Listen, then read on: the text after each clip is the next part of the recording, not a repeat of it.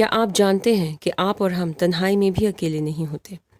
ہمارا وہ ساتھی جو ہمارے سائے سے بھی قریب ہوتا ہے، وہ مخلوق جسے ہماری تمام اچھی بری باتوں کا پتہ ہوتا ہے، وہ کوئی اور نہیں، قرین ہے، ایک ایسا جن جسے اللہ تعالیٰ نے ہماری پیدائش کے ساتھ ہی ہمارے لیے مقرر کر رکھا ہے۔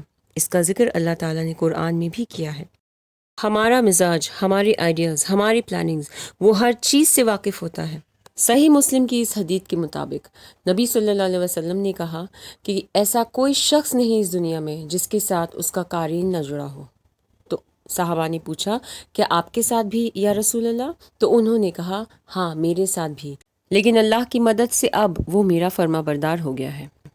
وہ رب العالمین جنہوں نے ہر ایک مخلوق کو بڑی ہی خوبصورت انداز سے بنایا، وہ ہمیشہ اپنے بندوں کے لیے بہترین کرتے ہیں، اور جو کچھ بھی ہمارے ساتھ برا ہوتا ہے وہ ہم سے صرف اور صرف شیطان کرواتا ہے۔ یہ ایسی چیزیں ہمارے ذہن میں ڈالتا ہے، ایسے خیالات جس سے ہماری سوچ پوری کی پوری بدل جاتی ہے، اور اس کا ذمہ دار کوئی اور نہیں بلکہ وہی قرین ہے جو لگاتار انسانوں کے دل میں وسوسے پیدا کرتا ہے۔ یہ وہ چیزیں ہوتی ہیں جو ہمیں دنیا کے دھوکے کی طرف کھینچتی ہے، جس کے آگے ہمیں نیک چیزیں مشکل اور بورنگ لگتی ہیں، جبکہ بری چیزیں آسان اور دلچسپ لگنے لگتی ہیں۔ یہ وسوسے بے وجہ انسانوں کے دلوں میں شک و شبہ پیدا کرواتا ہے، جس سے گھر کے گھر برباد ہو جاتے ہیں کہ اگر یہ ہو جائے تو کیا ہوگا، اور وہ نہیں ملا تو کیا ہوگا، کیسے ہوگا۔ یہ آپ کو آپ کے ہی گھر میں اطمینان سے نہیں بیٹھنے دے گا اور نہ سونے دے گا۔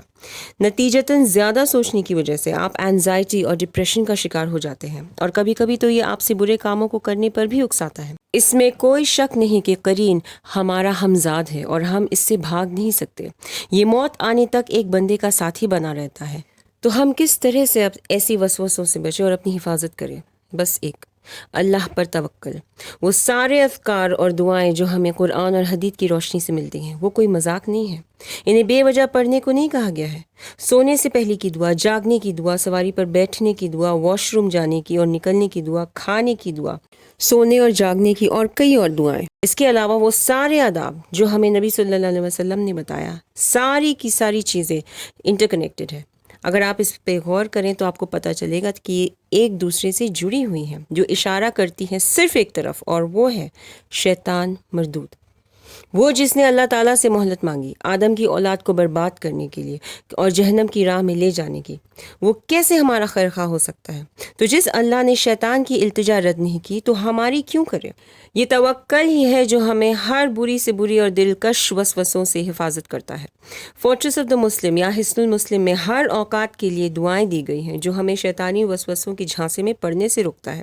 قرین سے ڈریے نہیں، اسے کمزور بنائیے اللہ کی ذکر سے، کیونکہ اس کے علاوہ اور کوئی آپ کو بچانے والا نہیں۔ انسان کا سب سے بڑا دشمن شیطان مردود کی حقیقت کی سیریز کا یہ پہلا ایپیسوڈ تھا، اور آنے والے دنوں میں ہم اس کے بارے میں کچھ اور شاکنگ فیکٹس جانیں گے انشاءاللہ۔ Stay tuned.